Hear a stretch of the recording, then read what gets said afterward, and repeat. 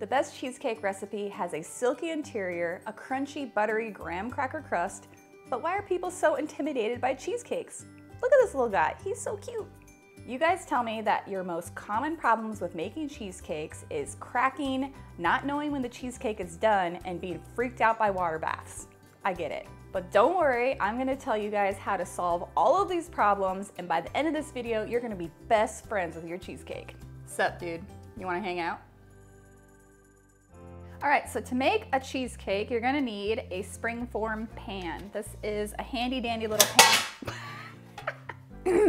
This is a handy dandy little pan where the sides detach from the base, so it's easy to get your cheesecake out. Standard cheesecake pan is about 9.5 inches. You can make cheesecake in a non-springform pan, but that requires some freezing and blowtorching, so just keep that in mind. It might be worth the headache to just use a springform pan. And then I'm just gonna be placing some parchment paper down on the bottom so that I can remove it from the cheesecake pan later. Crust is super simple, so we're just gonna add in some crushed graham crackers. You can crush your own, or you can buy them pre-crushed if you're lazy like me. Some sugar and melted butter to combine it all together. You could replace graham crackers with any other kind of cracker or cookie. It's the sugar that makes it turn into a crust. You just want to mix that up until it's just moistened. Pour this into our prepared pan. Some people take the crust and put it up the sides, but I just don't like doing that. I'm just going to use a measuring cup to just press that down nice and firm, make it nice and flat. And then I'm going to place this into the oven that's been preheated to 350 degrees for 5 minutes. Once that's done, go ahead and let that cool and change your oven to 335 degrees Fahrenheit. All right, so now we're gonna make the cheesecake filling. I'm using my KitchenAid this time instead of my Bosch mixer because my Bosch is so powerful, I feel like it tends to incorporate too much air. So we're going with the more chilled out old girl here. You can use a hand mixer if that's all you have. Most important thing is you wanna make sure that your cream cheese is at room temperature, because if it's cold, then it's gonna be hard to combine with your other ingredients. And then you wanna put that into the bowl and cream it until it's smooth and lump free. Everything's gonna be on low. We do not want any air in the cheesecake at all. Occasionally I'm just gonna push down that cheesecake so it's all getting mixed up nicely.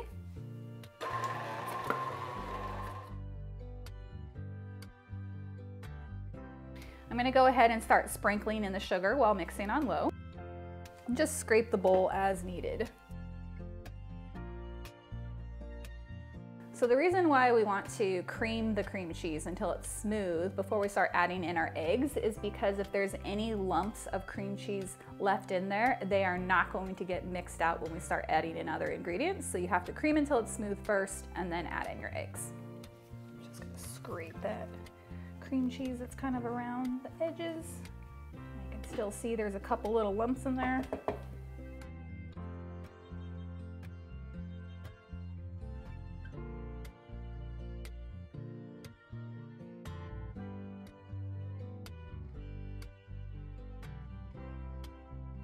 So after about 5 minutes, everything looks nice and creamy and smooth. So now I'm gonna add in my sour cream and my heavy cream. And then our eggs, one at a time. Whoops, or two.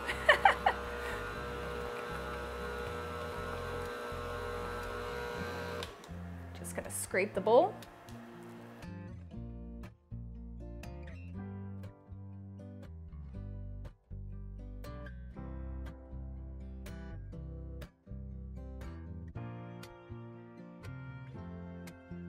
Go ahead and add in the vanilla and the salt, and then just mix until smooth.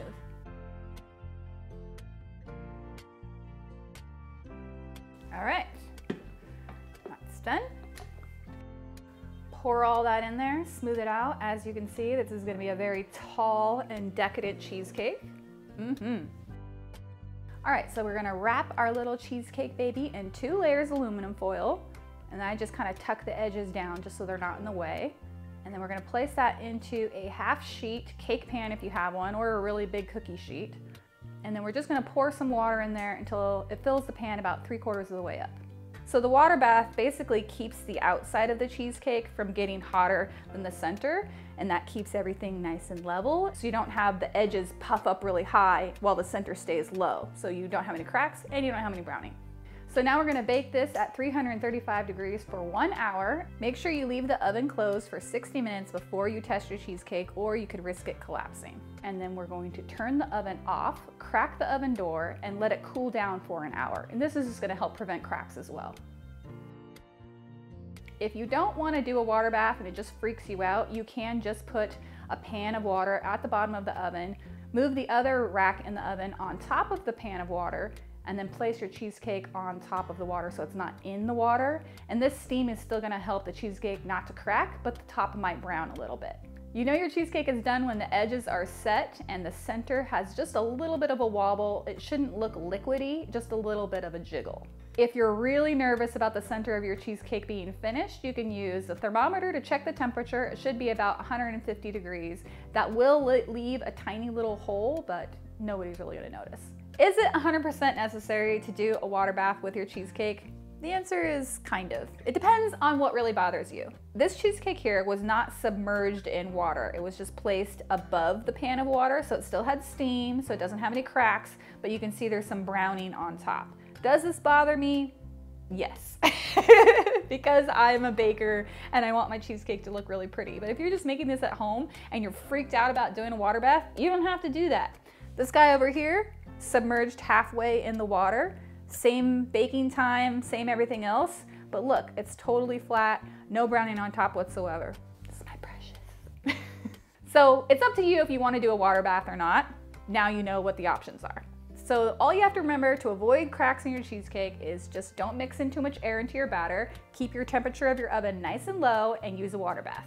All right, so after our cheesecake has been chilling out in the oven for that hour, then you want to go ahead and leave it at room temperature for another hour. Technically, I just put it in the fridge. You know, at some point you're just like, I'm done, okay? Cheesecake. You do want to let it chill out in the fridge overnight because then it's gonna be a lot easier to serve. It's really warm right now. Don't want to cut this. Don't do it. I'm gonna go put this in the fridge now. All right, it's been 24 hours. Our cheesecake has been chilled fully, so now we get to take it out of the pan. I'm using a creme brulee torch because that is just going to warm the outside just enough so that it will release without damaging it, because I hate using a knife. But if you don't have a creme brulee torch, you can take a little knife and just carefully go around the edge to help it release. Now, keep in mind that when you torch the sides of your pan, it is gonna get hot. So don't actually just grab hot metal. I'm not going up on the lip, I'm just doing the sides.